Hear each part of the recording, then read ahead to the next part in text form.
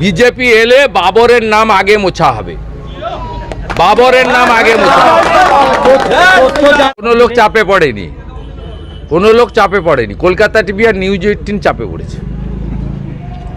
কোনো লোক চাপে পড়েনি, লোক চাকরি চায়। সোজা বাংলা হিসাব আপনাকে বলে দিই, 349 টাকা লাগে রিচার্জ করতে।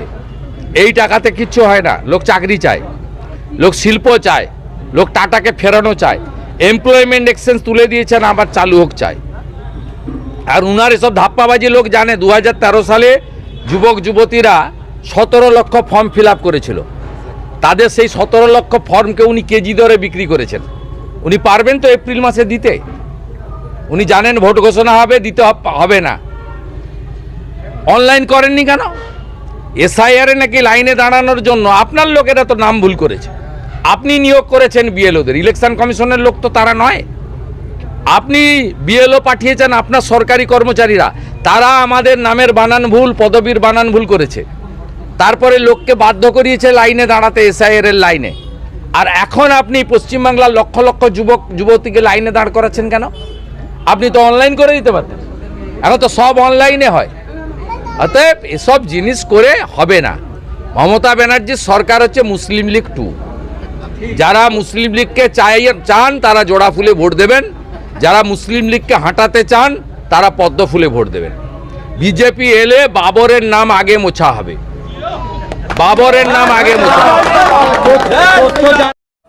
তারপরে ডিলিট, তারপরে আমরা বিজেপি আসবো, ডিপোর্ট, ওপারে পাঠাবো।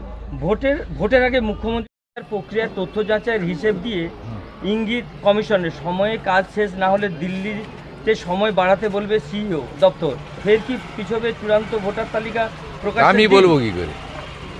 আমরা ত্রুটিমুক্ত ভোটার তালিকা চাই। প্রথম দিন বলেছি, আজও বলেছি, এসআইআর নট নিউ, এটা একটা কন্টিনিউয়াস প্রসেস।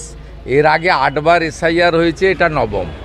4 রকমের লোকের নাম ভোটার তালিকায় যাতে না থাকে, এটা প্রত্যেকটা ভারতীয়, প্রত্যেকটা পশ্চিমবঙ্গবাসীর এটা আবেদন এবং দাবি। এটা খুব যুক্তিসঙ্গত সাংবিধানিক দাবি। 1, মৃত ভোটারের নাম যেন না থাকে। 2, ভুয়া ভোটারের যেন নাম না থাকে।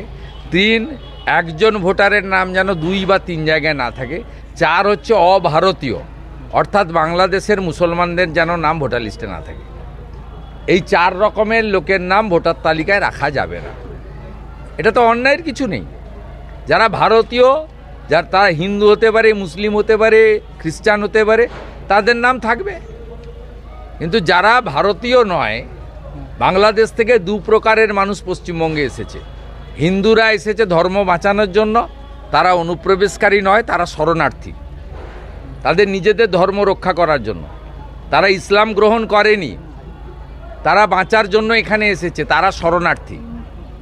আর যারা বাংলাদেশ থেকে এখানে ঢুকে অবৈধ অনুপ্রবেশকারী, আমার মা বোনেদেরকে, কন্যাদেরকে লাভ জিহাদের ফাঁদে ফেলছে, মহিলাদেরকে তুলে নিয়ে যাচ্ছে, বিয়ে করছে, 2টো বাচ্চা হচ্ছে, ধর্ম পরিবর্তন করছে, তারপরে তাকে কেটে খুন করছে, তারপর আবার একটা বিয়ে করছে। অগুন্তি বিয়ে, অগুন্তি বাচ্চা। এরা জমি দখল করছে। বর্ডারের 6000 গ্রামে শাঁখ বাজে না, তুলসী মঞ্চ নেই, শিবালয় নেই, নামহট্ট হয় না, শীতলা মায়ের মন্দির নেই, সেখানে প্রদীপ জ্বালানোর লোক নেই। 6000 গ্রামে বর্ডারে, বাংলাদেশ পশ্চিমবঙ্গ সীমান্তে। এ জিনিস তো মেনে নেওয়া যাবে না ভাই।